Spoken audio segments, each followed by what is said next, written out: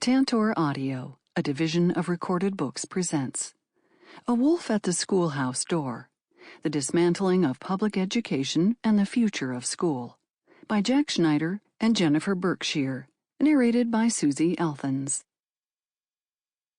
Education is our only political safety. Outside of this ark, all is deluge. Horace Mann. Introduction. When Secretary of Education Betsy DeVos was asked in an interview whether she saw the coronavirus pandemic as an opportunity to advance the cause of private school choice, she responded without hesitation, "Yes, absolutely." As schools across the country confronted the crisis and its unprecedented financial consequences, DeVos remained single-mindedly focused on the agenda that made her Donald Trump's most controversial cabinet pick. In the weeks after schools shut down, DeVos encouraged states to use federal funds to help parents pay private school tuition and demanded that school districts share millions of aid dollars with wealthy private schools. Initially, DeVos was treated as more of a joke than a threat, an impression solidified by a series of clumsy media appearances. Yet DeVos was no political naive. Upon taking office, she immediately made clear her disinterest in public schools, though they are attended by the vast majority of American children, using her policy perch to advocate for breaking up what she derisively calls the system. Close observers have been struck by DeVos's radical agenda. But as we argue in this book, the agenda is not hers alone. While DeVos has been the most prominent public face of the recent push to dismantle public education, she is not its architect. The movement has been steadily gaining power and notching progress for decades, building financial support, erecting a policy infrastructure, and constructing a finely honed public message. In recent years, bestsellers like Dark Money by journalist Jane Mayer and Democracy in Chains by historian Nancy MacLean have examined efforts by the radical right to fundamentally alter the American political system. Yet these works have largely overlooked public education in their accounts. The billionaires populating the pages of these books, the Bradleys, the DeVosses, the Kochs, have long been fixated upon the nation's system of public schools, and have slowly laid the groundwork for its unraveling. Now, in our post-Citizens United era, conservative elites are increasingly able to translate their animus against public education into state-level policy. When the Koch network held its annual retreat in 2018 at a resort outside of Palm Springs, the 700 attendees, among the richest people in America, were instructed to go all in on efforts to transform the education system. "We can change the trajectory of the country," Charles Koch told donors during a cocktail reception. Among the network's priorities, replacing brick-and-mortar schools with a voucher program that would allow parents to purchase education products for their children in an Amazon-like marketplace. That K-12 education is in the sights of conservative plutocrats shouldn't come as a surprise. Public schools are the biggest ticket item in many state budgets, making them a prime target for anti-tax crusaders. Then there's the fact that the country's teaching force, some 3 million strong, remains overwhelmingly unionized, the single largest body of union members in the country. But there is something more fundamental at stake here beyond just an ideological commitment to small government, or a deep-seated loathing of unions.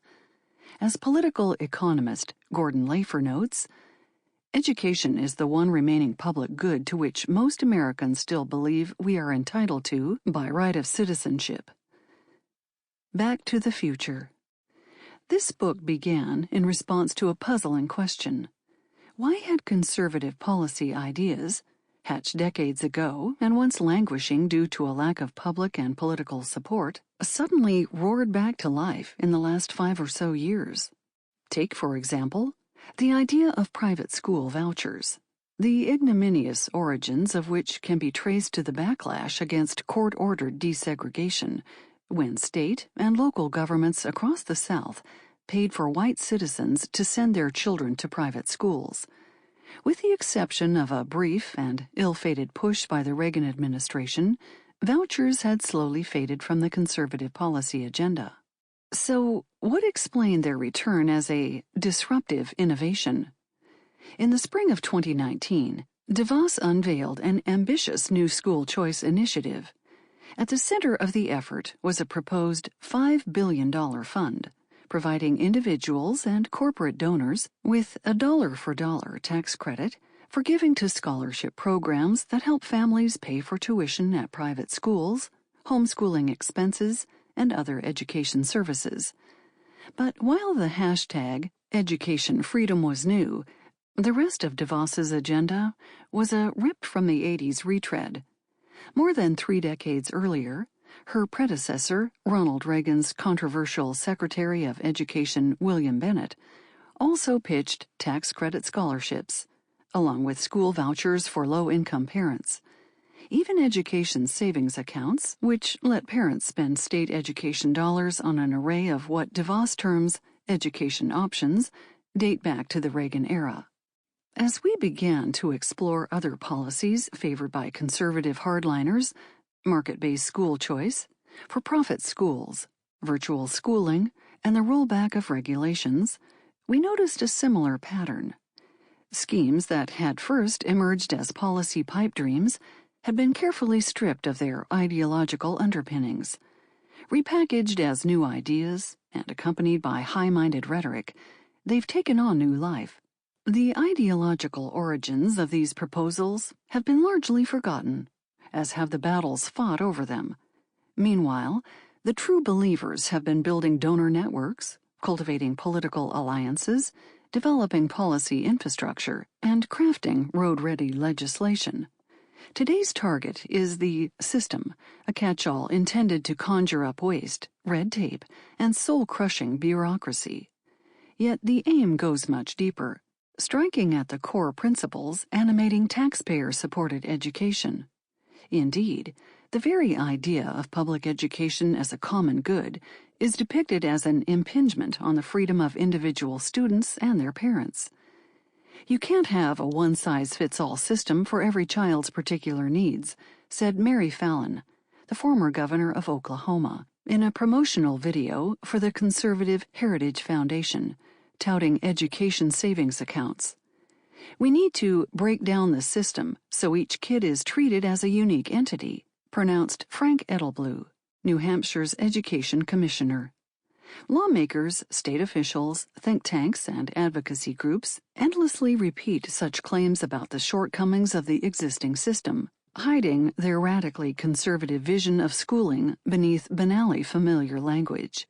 Listen closely, though, and the sharp ideological edge is hard to miss. At a 2017 appearance before the American Legislative Exchange Council, Betsy DeVos gleefully repurposed Margaret Thatcher's infamous claim that there is no such thing as society. There is no education system, DeVos told the corporate lobby group. This is about individual parents, students, and families.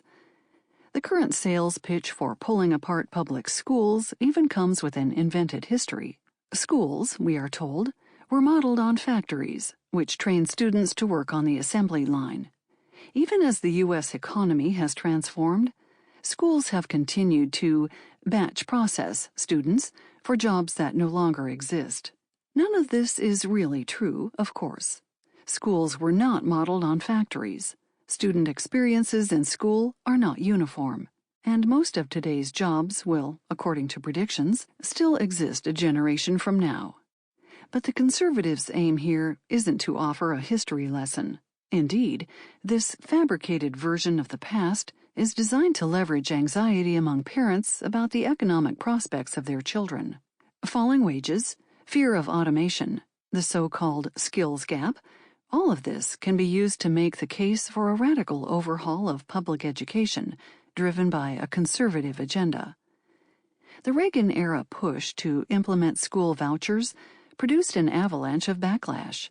Democrats, and even many Republicans, argued that making education funding portable, even if the program were limited to low-income families, would devastate public schools. Teachers' unions, which held considerable sway within the Democratic Party, warned of privatization, and the public was decidedly cool to the idea of sending taxpayer funds to private religious schools. The proposal was dead on arrival. Fast forward to the present, and Reagan's vision has not only come back to life, but its original radicalism is far harder to detect. Instead, it is rooted in the standard school bashing that has become commonplace on both sides of the aisle. Innovation, no matter how dubious, is touted as a panacea for the ostensible shortcomings of public education. This time, it's different. The tradition of trashing public education has deep roots.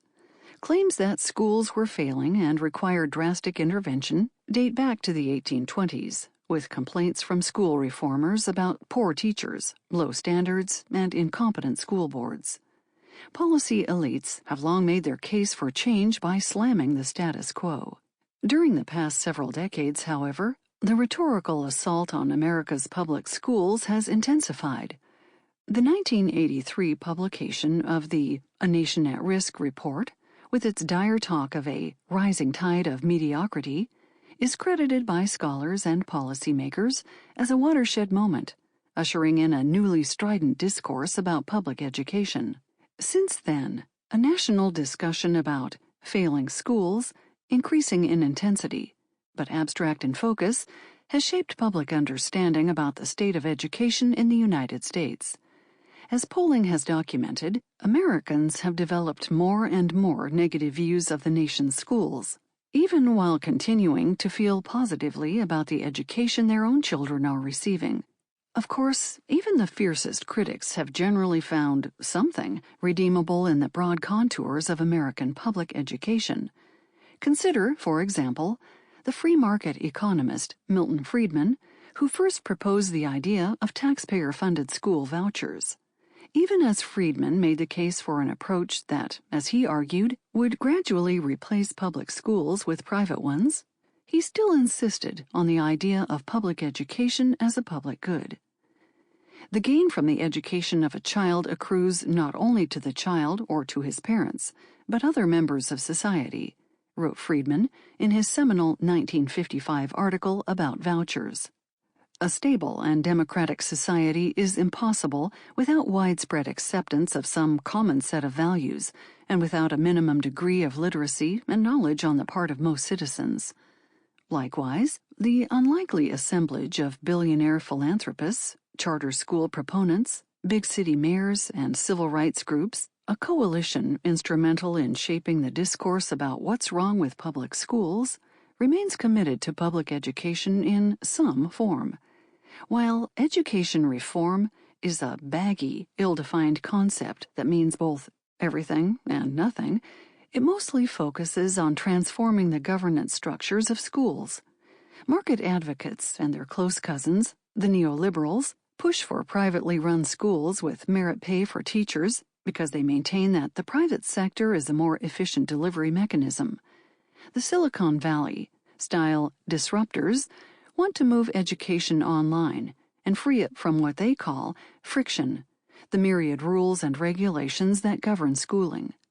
Meanwhile, the successors of a long tradition of progressive reform believe that making schools more democratic can empower both teachers and students.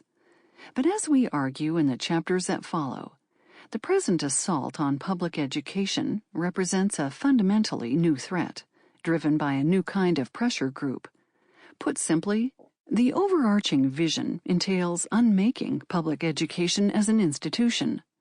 An increasingly potent network of conservative state and federal elected officials, advocacy groups, and think tanks, all backed by deep-pocketed funders, has aligned behind a vision of a radical reinvention. As DeVos proclaimed during her 2018 Rethink School tour, there's no more time for tinkering around the edges. What exactly does the agenda look like? There are 4 main principles. 1. Education is a personal good, not a collective one. It is more like private property than like a public park. consumers should be able to shop for education as they do any other product.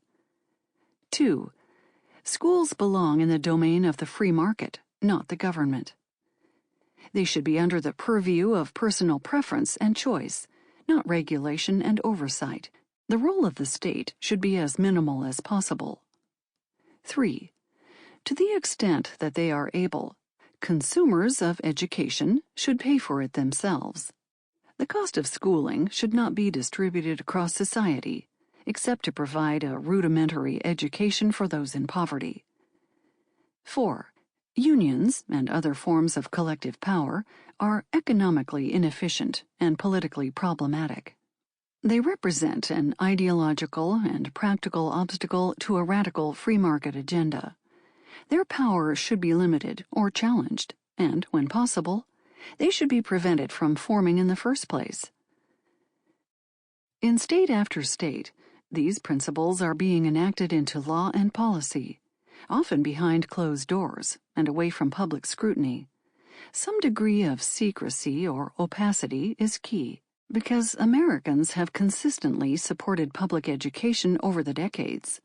Even in the Wild West of Arizona, where the dismantling agenda has taken deep hold, the public has proved unwilling to give up the idea of locally controlled, taxpayer-supported, open-access schools. After the Republican-dominated legislature passed a law in April 2017, making all 1.1 million of Arizona's public school children eligible for private school vouchers, a parent group managed to collect more than 100,000 signatures in a matter of weeks, forcing the issue onto the ballot as a referendum measure, where it went down to overwhelming defeat. Similarly, public sympathy for striking teachers, first in red states, where deep cuts to school spending and the expansion of school choice have imperiled public schools, then in blue cities, where the growth of charter schools has meant less money for students and teachers in traditional district schools, has demonstrated the deep support for public education that still exists. The battles to come. A wolf is lurking at the door of America's public schools, prowling, biding its time, and waiting for the pack to assemble. Support for public education may be strong, but it is fragmented, variable, and voluntary, challenges familiar to any true grassroots affair. Those seeking to dismantle the system, meanwhile, are unified, patient, and well-resourced. In the battles to come, supporters of public schools will need 3 kinds of knowledge, and this book is organized accordingly. In the first section, we examine the dogma that underlies the dismantling agenda. Public consideration demands a clear presentation of aims and objectives.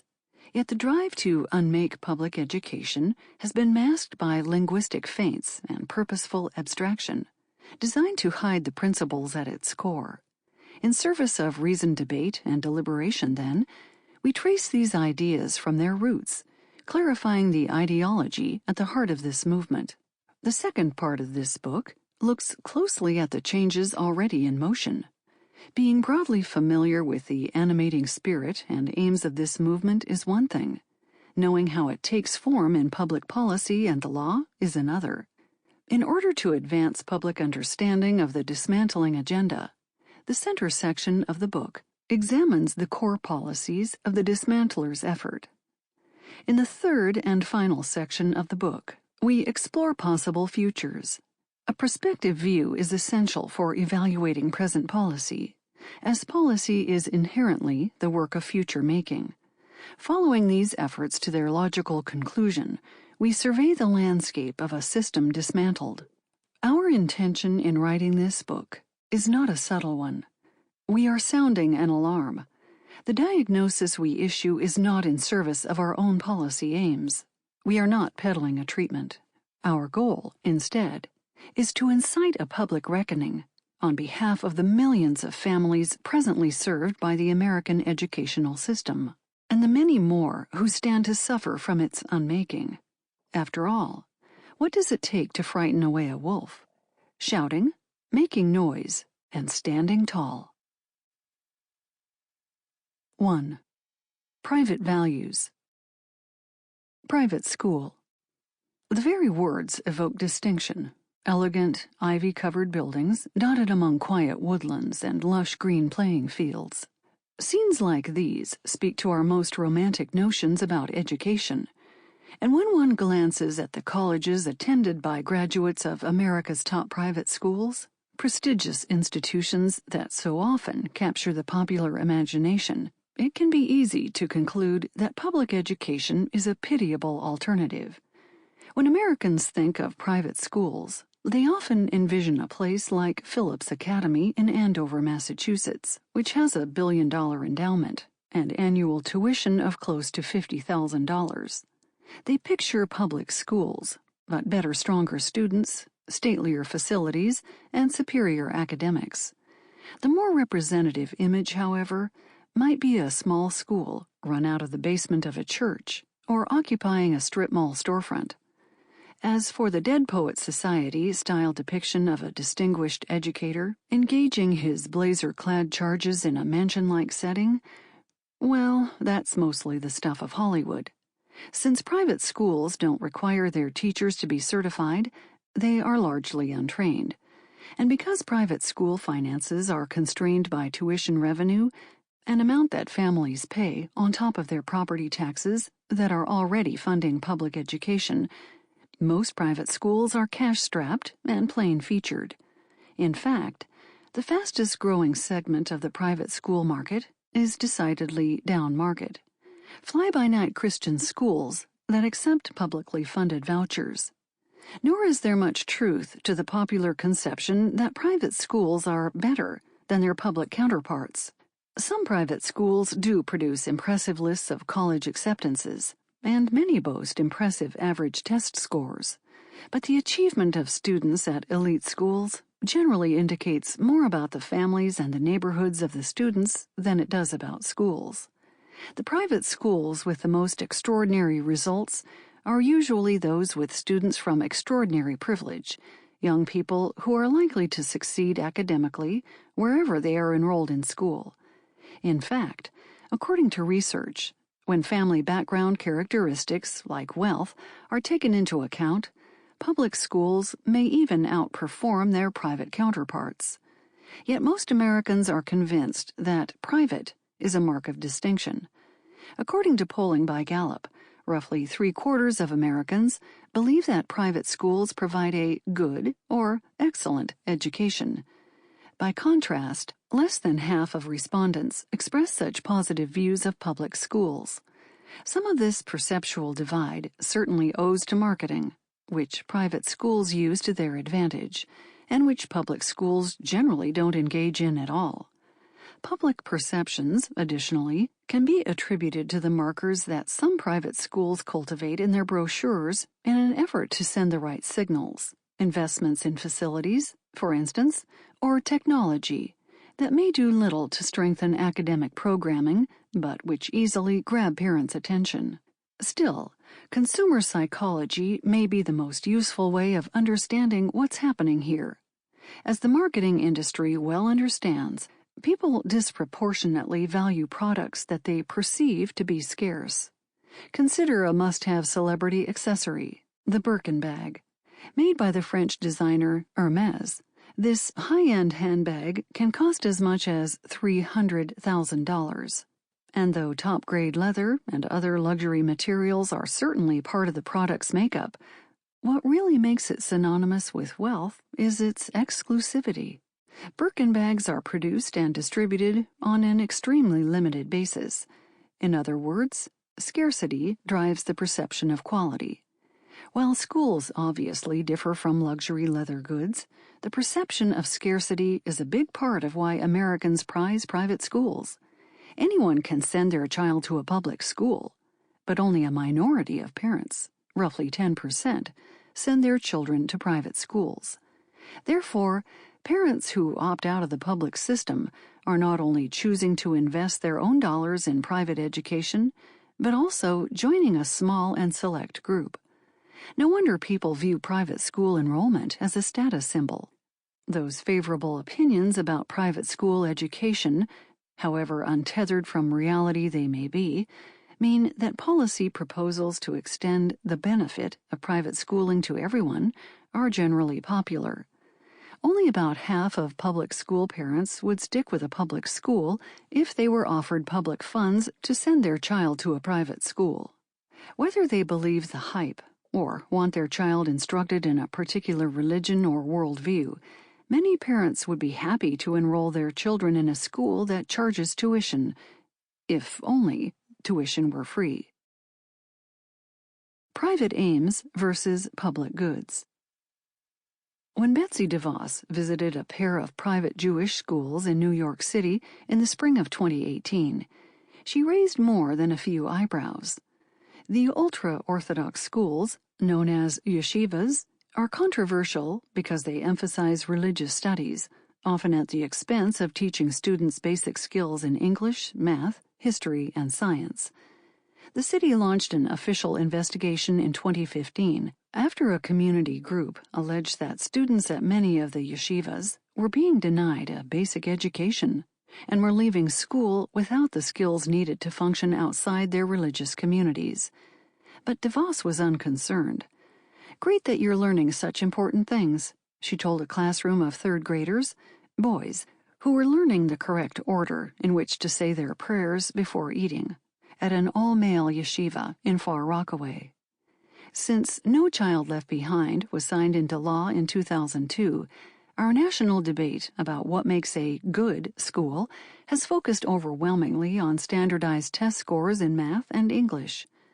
The signature education policy of George W. Bush's presidency, NCLB, and the high-stakes metrics of its testing regimen were at the center of the vision championed by Barack Obama and his education chief, Arne Duncan, a vocal proponent of using standardized test scores to evaluate teachers and shutter schools. After a decade and a half of high-stakes accountability and college-for-all rhetoric, tempered enthusiasm for testing and accountability would make sense. But DeVos's decision to showcase private religious schools that generally discourage college-going, as in the case of the yeshivas she visited, can be hard to process. DeVos is often painted as an anti-reformer by her critics, undoing the policy overreaches of her predecessors. Yet that view is misguided. Despite their pronouncements about local control, DeVos and her allies are not particularly interested in returning authority to states and districts, nor are they especially concerned about curricular narrowing or an overemphasis on test prep. Instead, they'd like to junk the whole system, replacing public schools with private ones, and their vision has very little to do with school quality. To understand what's behind this push, we need to consider the broader ideology of personal freedom. As the libertarian right sees it, Americans are restricted and restrained at every turn by big government and group sensibilities. In all walks of life, they believe individuals should be free to decide for themselves what's best. And this is particularly true when it comes to education.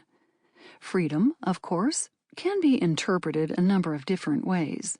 One useful, if reductive way of understanding such differences is to divide the concept between freedom to and freedom from. Many personal liberties involve the freedom to speak one's mind, for instance, or to worship as one sees fit. Other liberties, however, are framed around freedom from the threat of violence, for example, or from environmental pollution, whereas the first kind of freedom, to act as an individual, requires checks on government power. The second kind of freedom requires the opposite. Freedom from hazards usually demands collective action, usually at the direction of government, and it often requires limits to individual autonomy. Because these two kinds of freedom exist in tension with each other, navigating the limits of freedom requires case-by-case evaluation and constant balancing. How much individual liberty should be sacrificed in the name of collective well-being? Different people have different answers in different contexts. Free market crusaders, however, do not. Like other ideologues, they navigate such tensions by adhering to a narrow set of values. For them, government is a source of tyranny. a constraint on the freedoms that all individuals were born with. When Betsy DeVos says that she doesn't believe in the public education system, Sample complete. Ready to continue?